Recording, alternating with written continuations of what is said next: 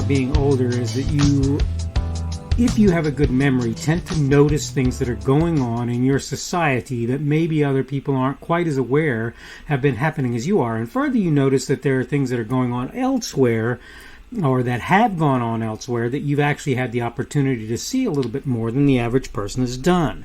And so that's one of the things about growing older. I want to talk today about the idea of taking control on the Daily Summation from Kurt's Religion and Politics. I'm your host. I'm Kurt, and today is Sunday, the 5th of June of 2022. Welcome to everyone who's here on Rumble, on the podcast, on YouTube, on BitChute, on CloudHub, on my Facebook page. That's the Kurt's Religion and Politics page on Facebook, on Kurt's Religion and Politics.locals.com, on minds.com, that's minds.com, on the Kurt's Religion and Politics group. There today, I think, is where you're going to find me. On Parler, on Gab, on Twitter, or wherever else you happen to be picking me up today. Subject for today, again, is taking control, and I want to quickly go through my notes to discuss this just a little bit. Looking at stories of the former Soviet Union and of places like Venezuela, it's more than a little obvious the work of George Orwell, particularly in the book 1984, was entirely prescient. That is to say, it looks like he was looking into the future when you look at his work.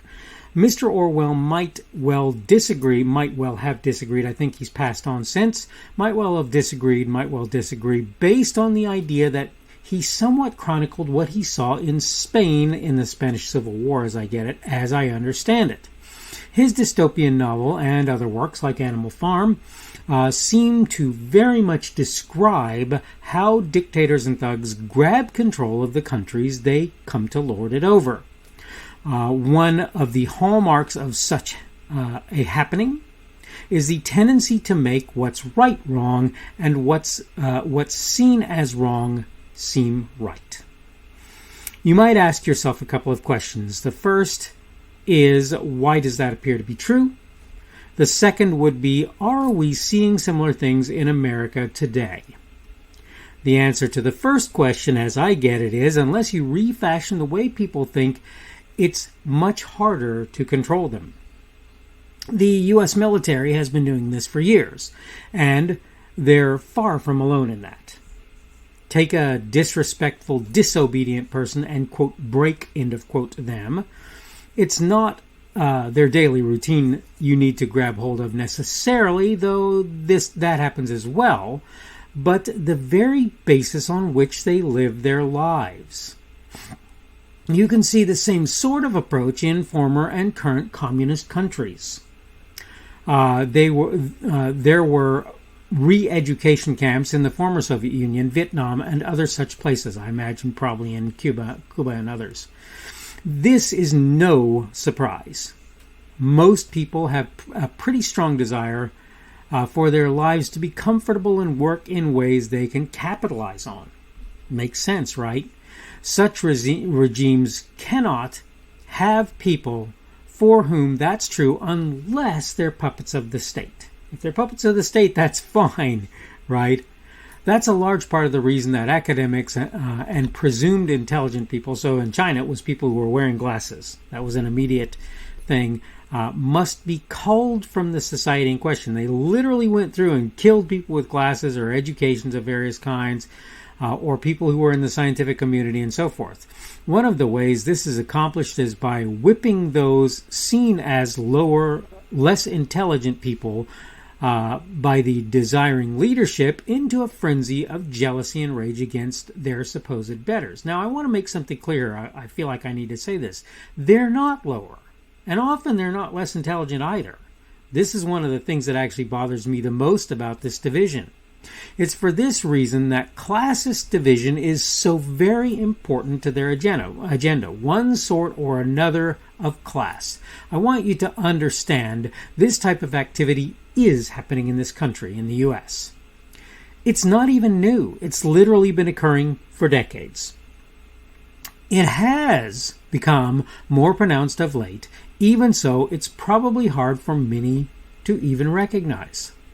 Because of the robustness of such people here, the intelligentsia, the academia, and various others, and the takeover by a lot of that on the left, and their willingness to fight back, it's harder to get people to attack them in successful ways. That doesn't mean it hasn't been happening just the same, to be fair, to be clear. People are literally being counted as criminal for nothing more than protesting the outcome of elections, which many of them believe to have been tainted or correctly or incorrectly, right? I, and most like me, are not asking for a pass, quote, end of quote, to be given where folks did wrong, violent activity, and so forth. On the other hand, we don't agree with people being held more or less indefinitely with little or no charges against them. Most, with any sense, would call that the holding of political prisoners. Are we coming to a place where people rightly question whether we're a totalitarian state? You decide. I know what I think, but you decide. I see many instances in which people are doing things that other people are looking at and going, that person is horrible, they're wrong, they're bad, or whatever. Yet if you really look at that person, what you see is there's generally nothing wrong with what they're doing or saying at all, or very little wrong. Don't get me wrong, people will disagree with them, right? They will do that. But my point is to say, largely, that what these people are doing and saying are not problematic at all. Yet there will be other people who will be pushing to have their viewpoints not just denormalized, if you will, but to have them criminalized or looked at as abhorrent or otherwise incorrect. And you're going to see this a lot. You're going to see this all over the place. It's not something that's new. It's not something that's unusual or different or whatever. It is a thing that is very much more common in the modern day than ever before. Oh, I'm a Trump supporter. Oh, well, first of all, that means you're diehard. You will support Trump over everyone else. You know what? That's not really true. If you look at a lot of people who support Trump, you're going to find that they really don't support him much more than they would support anyone else. That's not what's going on there. They would support him as much as they would support a lot of other people. They certainly see that he's one of the better options you can figure today, but they by no means look at Trump and go, Trump can do no wrong. No, Trump can do wrong. I don't think you'll find hardly anyone who will agree that Trump cannot do wrong. I just don't think so. In fact, what you're going to find out of most people who support Mr. Trump is they're kind of holding their nose in certain regards when they're voting for him, if in fact that's what they're doing. Why? Because they see a lot of things that they don't care for about Mr. Trump. That having been said, they look at other people who are in positions of authority or supposedly respectable or whatever, or people who are running for office, and they go, no. Particularly on the Democrat side, but even on the Republican side. Oh, you think that Marco Rubio is a good potential candidate for president? The guy is a rhino in lots of regards. He's not really a right-leaning individual, and people on the right see no reason to vote for somebody like that. Ted Cruz is a little better, but he's still not great in that regard. What Trump did was walked in and he saw what people wanted and he did accordingly. Here's my point, though. You have people right now who will not just demonize Trump, but they're literally trying to criminalize Trump running again because he did business in ways that they didn't like because it meant that they weren't the people in authority. And people are like, you shouldn't have the right to vote for people we don't think should be in authority. You shouldn't have the right to do that.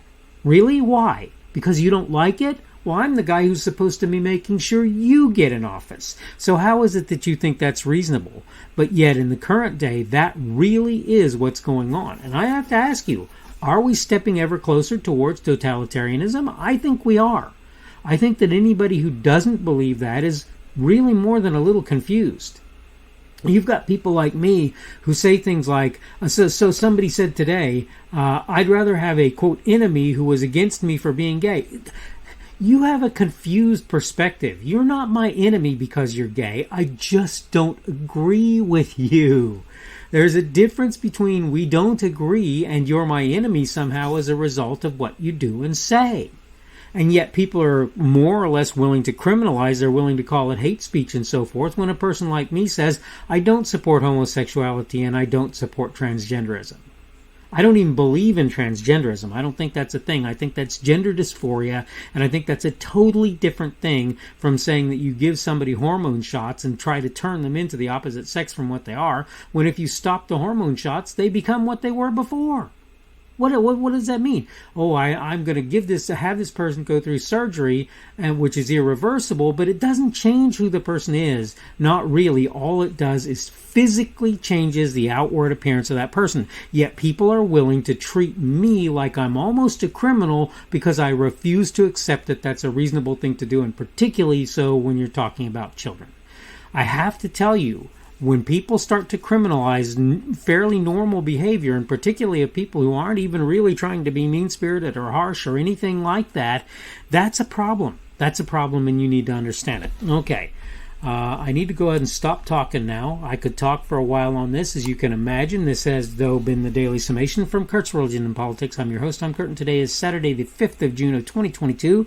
Sunday, the 5th of 2022, the beginning of the Christian week, according to those of us who are Christian. For the most part, some people don't necessarily hold that that's true. Tomorrow will be Monday, the 6th of June of 2022. That will be that beginning of the work week for those of us who work Monday through Friday type of shifts.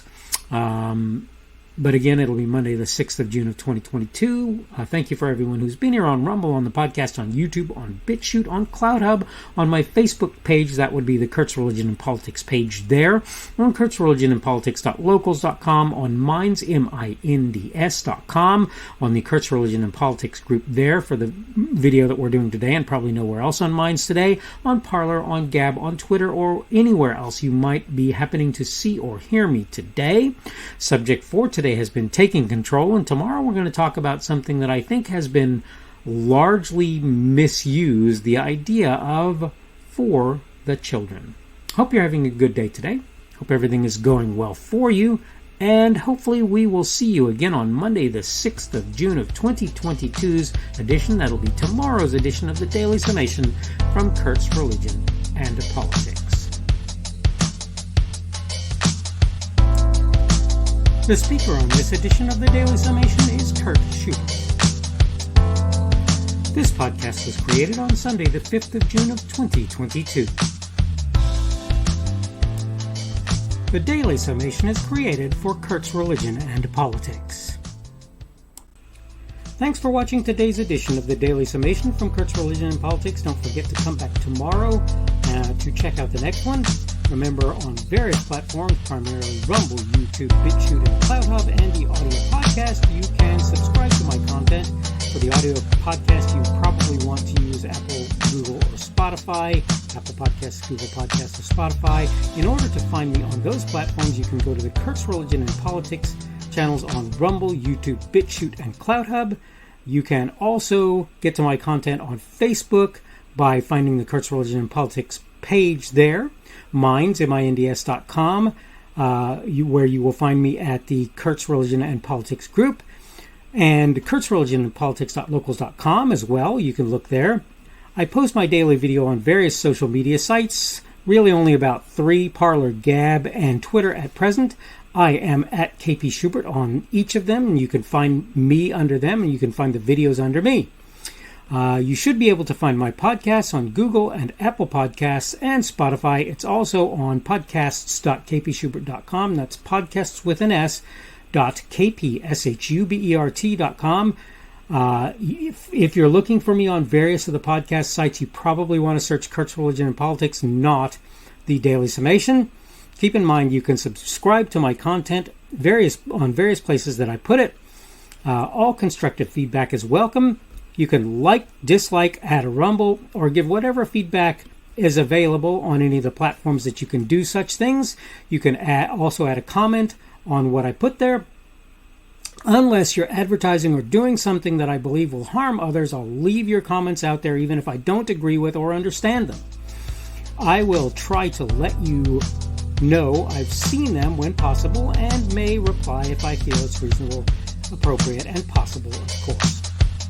Thanks again for viewing this edition of the Daily Summation from Kurt's Religion and Politics. Don't forget to come back again for tomorrow's as well.